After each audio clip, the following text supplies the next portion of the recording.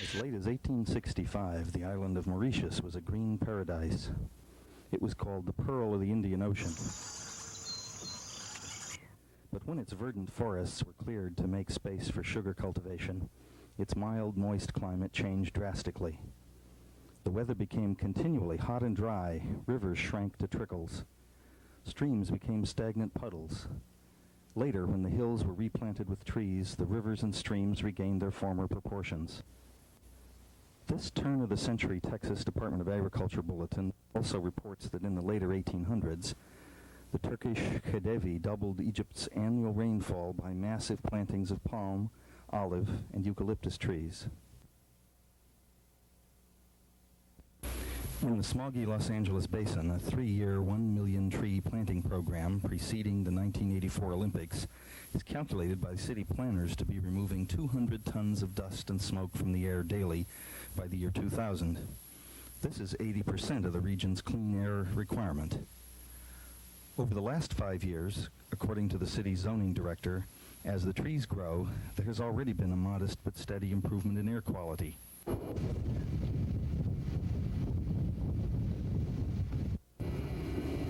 Hello, I'm Charles Ford, professor of ecology at Merritt College in Oakland, California. The most startling benefit of trees is being discovered in the Amazon basin. Brazilian meteorologists Dr. Aeneas Salati and the World Wildlife Fund scientist Dr. Tom Lovejoy are finding that, in addition to trees' known ability to catch, store, and slowly release water, which increases water reserves, forests actually make rain. They are thought to do this in several steps. First, they make the ground permeable so that water sinks in rather than running off. Then, soaking up the excess, they release this water gradually into the atmosphere, where it recharges the rain clouds. At the same time, the huge water storage in the trees and soil provides a heat absorber for solar radiation. In conjunction with the air-cooling dark color of the leaves and their extensive evaporative surfaces, this heat sink lowers the temperature of passing air masses to the point of condensation and then to rain. Air over bare soil or pavement, on the other hand, is subjected to the full force of unabsorbed and thus reflected solar energy, and little or no condensation occurs. When rain falls on such water-impenetrable, denuded places, it is often as floods. Then stream channelization follows. Concrete walls are installed to contain waterways, making their life-sustaining water and streamside habitat unavailable to local wildlife. While trees clean the air, trapping and absorbing airborne pollutants, they also purify groundwater and create topsoil. Retrieving nutrients washed out of reach of other plants, they deposit them, along with nutrients gathered from the air, on the surface of the soil as fallen leaves, which become a dark, fertile, soft soil.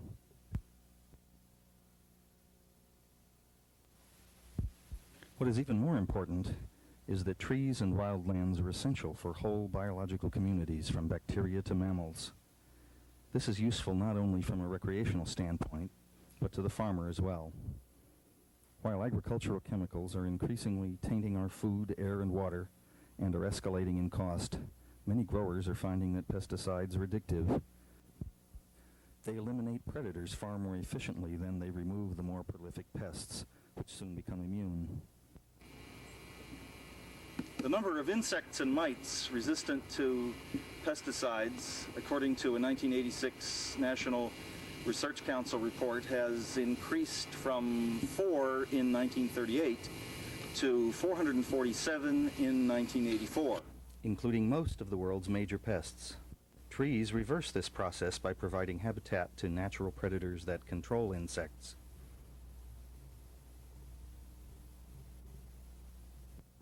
Jesus said, "To him that hath it shall be given, and from him that hath not it shall be taken away, even that which he hath." Maybe nowhere is this strange saying so true as it is in nature. According to a 1984 World Watch Institute report, it is time to take seriously the idea that ecological deterioration and rainfall decline may be reinforcing each other, leading to a drier climatic regime over vast areas. Recent pressures on land are far more extensive than commonly believed.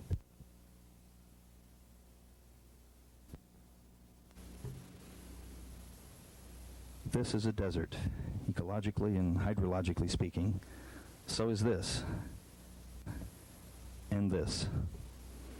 Today, both in the U.S. and abroad, as we enlarge our population and increase per capita demand for things like timber, fuel wood, and building space, we are creating a global ecosystem of hath-not.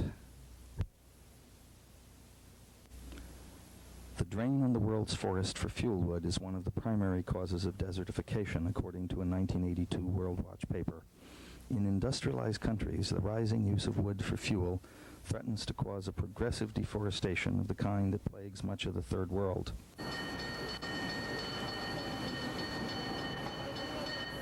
Other forests are falling to increased demand as well.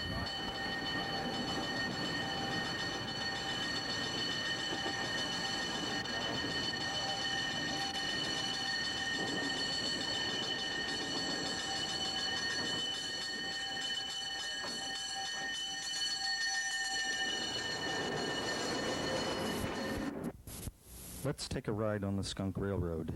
This internationally known scenic trip goes from Fort Bragg to Willits, California, through 50 to 70-year-old redwood forest.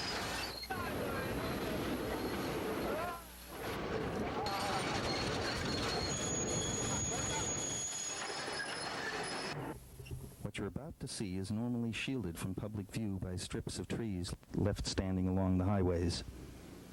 Georgia Pacific and Louisiana Pacific lumber companies, however, have removed this shielding strip along the Skunk Line. Their 2,000-acre clear-cutting is typical of the kind of harvest that is decimating major stands of timber in the U.S. Clear-cutting here in the richest timber country in the Northern Hemisphere is reaching rates unheard of in modern history. Gordon Robinson, for 27 years chief forester for the Southern Pacific Land Company and advisor to the Sierra Club, decries government patsying to the politically powerful big timber interests. In his soon-to-be-released book, The Forests and the Trees, he calls the lumber company's logging practices short-sighted, even from an economic point of view. People argue that if you selectively take trees here and there instead of clear cutting, that the cost of logging is excessive, but that's a mistaken idea.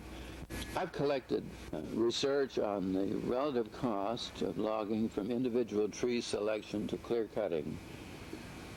Well, I think I have every study that's been made in this country on that subject, and there is no significant difference in cost per 1,000 board feet from individual tree logging individual trees to clear-cutting large areas.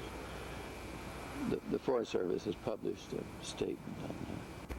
I want to go into the disadvantages of the even age management or the clear-cutting.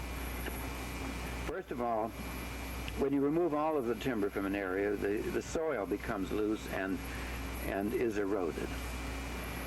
Second, you're damaging the water quality. The water runs off rapidly. It isn't stored in the ground the way it was before. So this results in floods, the filling of the streams with silt and gravel, which destroys the fish habitat. It destroys the habitat for wildlife because many of the species of wildlife that we treasure live in hollow logs or in dead trees. For example, woodpeckers live in holes in old trees, and they live primarily on insects. They are the protectors of the forest. Another difficulty is that you destroy the possibility of having a continuous flow of high-quality timber. Young trees are of low quality for lumber as well as for pulp. The process of management that's now been adopted by forest industry and the U.S. Forest Service is leading to rapid destruction of the fertility of the forest land, damage to our watershed, and destruction of the environment for our wildlife, and the recreational quality of the lands.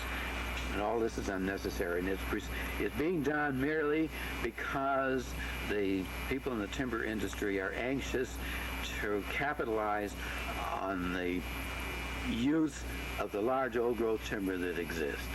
We're near the end of it now. By the end of the century, most of the old-growth timber in the national forest will be gone, and the battle will be over. It will be academic. But what few people seem to be considering is the rainfall. Old-timers say it is nothing like it used to be even 20 years ago. High rainfall established these trees. How will the next generation of trees establish themselves if precipitation is no longer sufficient? The ancient redwood forests of California have existed since the time of the dinosaurs. Transpiring large amounts of water, they play a large role in the area's climate. These trees serve as the home of lichens and mosses, which fix nitrogen from the atmosphere. The nitrogen is then washed down to the tree roots. Without this nutrient, the trees cannot grow. The trees also provide the thick litter that covers the forest floor and helps the soil retain moisture through the relatively dry summer. The tree canopy is critical in regulating the temperature of the forest, keeping it cool enough for the trees to attain optimum growth, while maintaining reduced temperatures crucial to salmon production in the streams. Dead snags become nesting sites to northern spotted owls, goshawks, bald eagles, and pileated woodpeckers. These birds are essential for control of insects and in maintaining the balance between species that require old-growth habitat and their food sources. There may be as many as 100 wildlife species that depend on old-growth habitat. Fungi, seemingly insignificant forest inhabitants, play a vital role in the old-growth forests. Truffles are fungi whose fruiting bodies stay in the ground or in rotting logs, where they break down organic matter for the soil and harbor nitrogen-fixing bacteria. Without small animals such as red-backed voles, which are dependent on this habitat and which feed on truffles, this important fungal species would not be spread through the forest, resulting in reduction of nutrients for the trees. Such interactions are necessary for long-term forest survival. While intensively managed forests of second-growth trees are still producing wood, it is usually at the expense of the stored nutrients in the soil, and of the soil and water, which become polluted by application of pesticides. Yet according to a 1987 Earth First report, even the last unprotected stands of old-growth redwoods are falling fast due to the leveraged financing buyout of Pacific Lumber Company by Maxim Corporation. Overnight, Pacific Lumber's selective logging policy was changed to one of clear-cutting, and the acreage to be logged more than doubled. Yet this will still be insufficient to cover the debt payments of $40 million per year incurred by the takeover. Sources close to Maxim say that the company will be forced to sell large portions of its virgin forest holdings to other North Coast timber giants such as Simpson Timber and Louisiana Pacific. This will incite the elimination of these forests in just a few short years. Charged with monitoring these activities, the California Department of Forestry routinely violates the California Forest Practices Act and Environmental Quality Act, with rubber stamp approval of timber harvest plans that do not meet the mandate of these statutes. This blatant collusion between business and the state takes many forms, the most prevalent being CDF's monstrous paper trails choked with lies and distortions designed to smother legal action.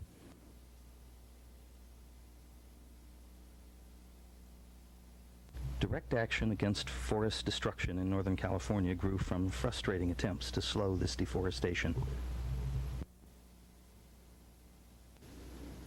The Middle Santiam National Forest in 1984 and 1985 was spared devastation when people sat on live dynamite to stop mining in the forest, and when tree sitters and tree huggers saved virgin forest.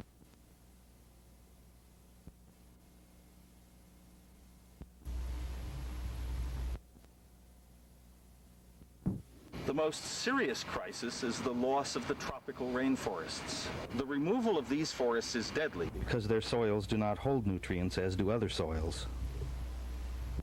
Their dense biomass traps, stores, and recycles plant nutrients.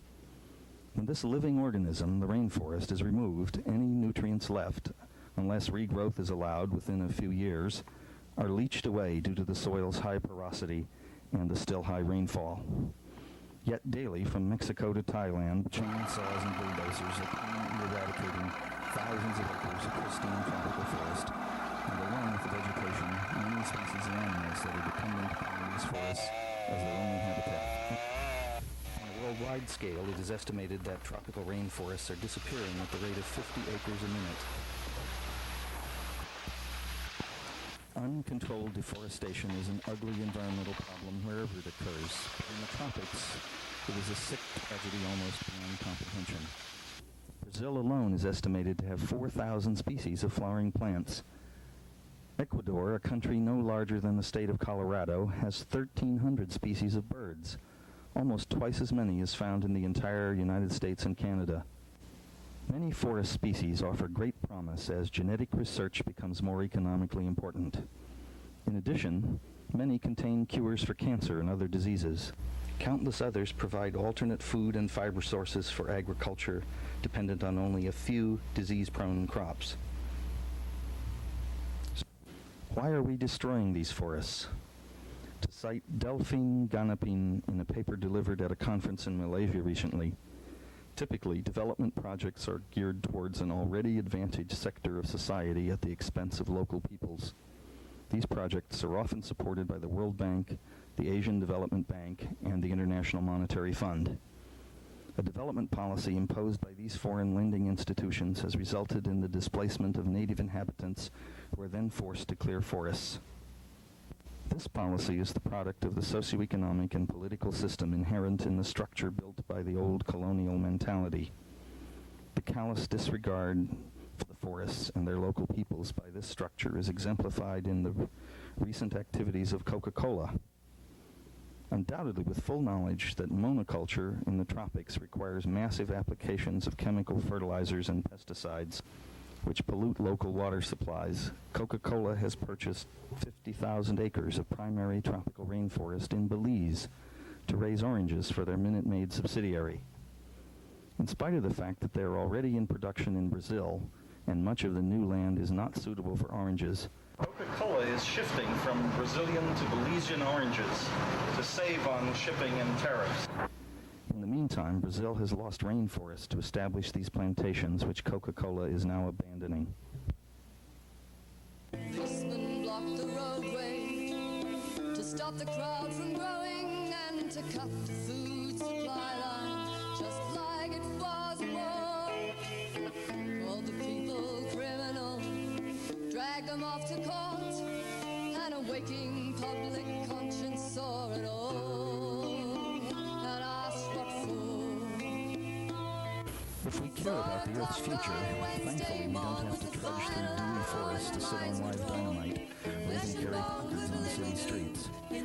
According to Randall Hayes, director of the Rainforest Action Network, reducing consumer demand from even one affluent country like the United States would accomplish more than the environmentalists working in the forests.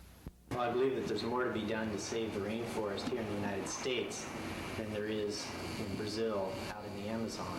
And that's because our tax dollars are used to finance a lot of the destruction out in the Amazon and other tropical rainforests. Not only our tax dollars, but we are the consumer markets. The United States is the second largest importer of tropical hardwoods behind Japan. And we are also a major importer of beef from tropical rainforest. As well as our tax dollars in the consumer markets, the multinational corporations that are doing a lot of the destruction are based here in the United States, Europe, and Japan. They're more vulnerable with their headquarters here than they are out in the tropical rainforest regions. The use of all of these tropical products, from the coffees and the teas that we drink, to the hamburgers that we eat, to the furniture and the teaks and mahoganies in our house, all of that is contributing to the destruction and the extinction as much as 4 species a day. See the tide has turned somehow. Rest a little calmer now. Have yourself some warmth and love. Let the good times flow. Technologies that could reduce this voracious demand everywhere. For example, in the Third World, where every stick and sapling is gathered for cooking fuel, there is the solar box cooker. It is highly efficient and can be simply made almost entirely of local materials except for some aluminum foil and a sheet of glass. Another device, the Lorena cook stove, made of clay and sand, reduces the amount of wood needed to a fraction of that of the open fires now used. These cookers not only save forests, they save tremendous amounts of time and labor for the people who use them. Current experiments in the Third World are attempting to introduce the cookers in the face of long-standing cultural traditions. For us in the affluent countries, there are also new demand-reducing, money-saving technologies. Here are 3 of them. Now we can have the wild and live in it too. At a development at Davis, California, we get a glimmer of what this can be like. Today we're visiting Village Homes near Davis, California, the nation's foremost solar ecological village. Of the more than 200 homes here, nearly all of them are between a third and two-thirds solar heated. More unique, though, are the commons areas, featuring edible landscaping, orchards, field crops, and catchment areas used to recharge the water table rather than waste rainwater runoff via storm drains. In the long, hot, dry summers in Central California, any green vegetation is either irrigated or grows from water stored deep in the soil. At Village Homes, there are no storm drains other than occasional emergency overflow pipe. All runoff from roofs, streets, sidewalks, and yards is directed into shallow stream-like depressions called swales, which run between the houses in the backyard commons. Where the soil is too compact, they are gravel-lined.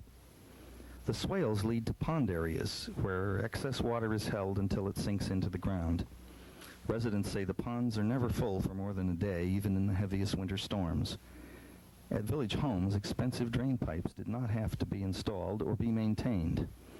The city of Davis does not have the winter runoff from the development, and local groundwater storage is increased. Excess irrigation and car wash water is also saved by the swales. What would have been a somewhat barren suburb in a near desert now has greenery, fruit, and wildlife at much less cost to the state's already overdrafted water supply. Planted with trees, swales can also green parched hillsides. Running parallel along the contour of the hill, or in chevron-like rows, these ditches concentrate enough water to establish tree seedlings. As the trees mature, they set up a microclimate that allows other plants to grow. Whole sections of desert have been reclaimed this way in Australia. Another quantum leap into the green lifestyle is also shown here, the earth-sheltered home. Besides having a lower impact on the natural environment than do conventional dwellings, these homes have several practical advantages. The owner has twice the use of the lot, as walls and roofing are also green space. Trees and shrubs, no longer a fire hazard nor a structural threat, need little tending, staying cooler in the summer and warmer in the winter. Earth-sheltered homes use much less energy. More secure from storm, fire, and vandals, the insurance premiums should be lower. Finally, their exteriors need no upkeep, and they never go out of style. These homes, however, are fairly expensive and require heavy timbers. There are at least two alternatives that cost the same or less than the standard home per square foot and use little or no wood in their construction, yet they deliver all the pluses of the Davis homes. This building, constructed by High Tech Homes of Coral Gables, Florida, is composed of styrofoam and concrete. The roof has an R value of 50, nearly 3 times that of a standard insulated home. It is extremely strong structurally, is rot-proof, fireproof, and can be preformed to most any shape desired. Concrete is shot or poured into grooves in the styrofoam to make the supports. Both form and insulation, the styrofoam stays in place. Though the materials cost more, it is quicker to erect, hence lower labor costs make the total bill equal to standard homes.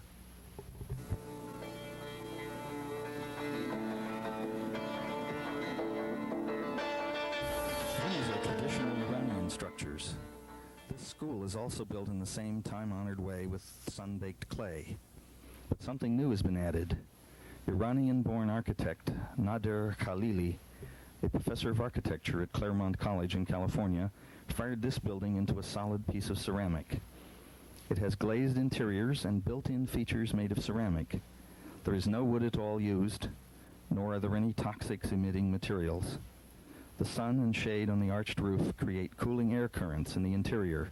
Khalili calls this Geltaftan construction. The 5,000 square foot school costs $1,800 for materials in 1981. A similarly built 300 square foot home costs $38 to fire for 20 hours. The dome shape gives exceptional strength with a minimum of materials. Even unfired, Khalili says such domes withstood the recent Iranian earthquake, while other buildings around them toppled. However, Khalili puts these buildings on a flat, sandy base, so the earthquake waves slide under them without damage. A pilot development of these homes, called Future City Villages, is being built in New Cuyama, California. One benefit of such structures is that they can easily support a roof garden. In light of the larger picture, this idea is not as far-fetched as it may seem at first. Space for gardens is getting scarce, yet large-scale agriculture is in serious trouble from any point of view. Most regional aquifers, such as the Ogallala Aquifer in the Midwest, are on the verge of depletion, and river waters are hotly contested for by their many users. In prime agricultural areas where crops grow best at least cost, housing and other development is gobbling up the land. Irrigated deserts, on the other hand, are facing salt buildup and rising saline water tables. Though forests are being cleared at a fast pace in tropical countries for export crops, this land is usually of the type that cannot retain nutrients and becomes too costly to farm. Moreover, with the loss of the rain-producing forests, precipitation is reduced, turning the land into desert. Possibly the most serious concern for us individually is pesticide contamination. Single crops grown in huge fields on overworked and poisoned soils are extremely vulnerable to pest attack. The heavily applied chemicals used in response to these pests are now turning up in drinking water and fish almost everywhere they're used. Thousands of wells and miles of rivers in California, for example, are polluted with farm chemicals known to cause cancer and birth defects, according to a January '87 5-page report in the San Francisco Chronicle-Examiner. A May 1987 study by the National Research Council suggests that pesticide residues in domestically grown foods could add to the nation's cancer rate by as many as 20,000 cases a year. Testing coffee beans sold in New York City, the Natural Resources Council found multiple residues of persistent pesticides. Brazilian beans, the most popular variety in the U.S., contain residues of 5 suspected carcinogens. In a setting of natural greenery, while yielding several times the produce per square foot, home gardens fortunately are mostly pest-free. In California, the French gourmet snail is one backyard pest that is being exploited by companies in both Fresno and Petaluma as a low-fat, low-cholesterol, high-protein gourmet food. If a roof is safe to walk on, it's an ideal garden spot. It's elevated into the sun, away from animals, and is easily accessible to a recycled water delivery system when one is installed. And no extra space has to be cleared on the ground.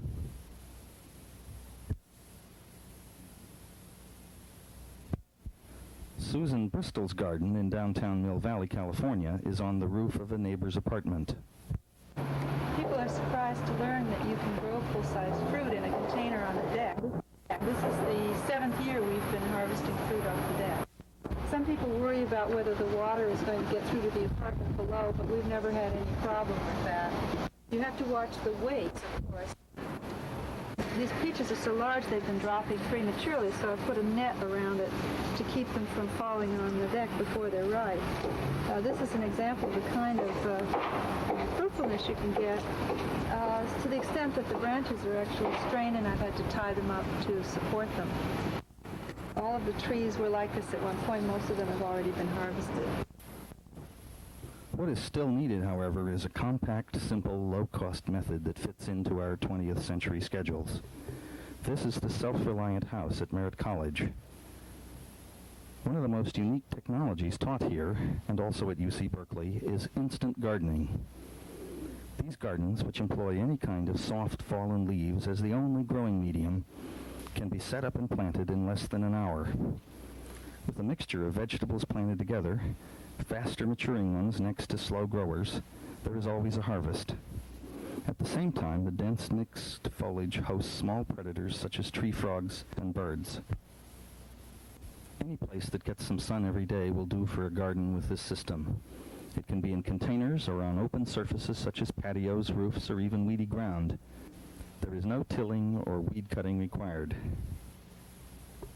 Unless there is heavy rainfall, drainless containers are the best for busy people. Water levels in these are monitored by wooden sticks kept inserted in the mulch. Keeping the top few inches moist will fill the container to within a few inches from the top in a couple of weeks. After that, root growth coincides with the drop in water level, and no more watering is needed for about 2 months, as in this container. Plant growth is, by then, so prolific that water may be needed almost daily. At this point, the frequent water and air exchange breaks down the leaf matter into a dark humus that will be even better for next season. On open surfaces, the leaves are packed to a depth of about 10 inches. As in the containers, seeds are planted about twice as deeply as in the soil. Also, as in the containers, the leaves in the open areas are fertilized about 3 times as much As in soil. Powdered or liquid fertilizer such as steer manure, diluted urine, or even a commercial plant food all do well. Egg cartons and cat litter trays make an excellent seed starter.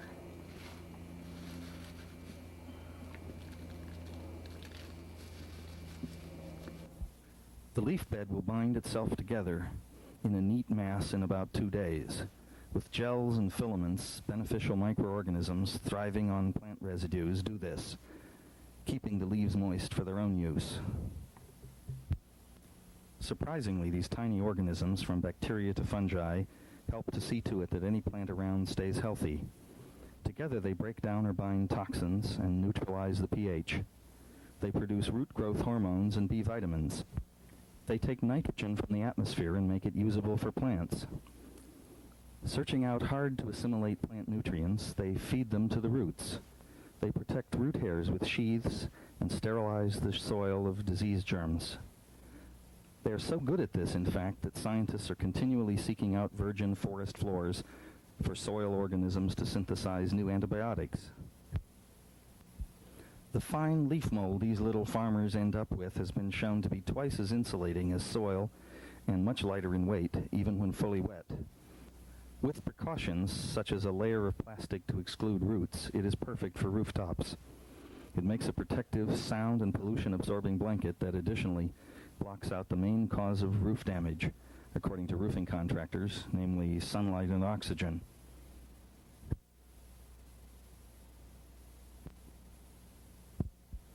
As landfill becomes scarce, this system therefore turns a costly waste from city trees, the tons of fallen leaves each year, into an asset. Moreover, communities with these technologies, swales, non-wooden, garden-covered homes, and natural greenery enhance nearby forest survival by buffering their climate and expanding the range for their wildlife. The reduction in demand from these communities also alleviates some of the relentless pressure on those forests far away.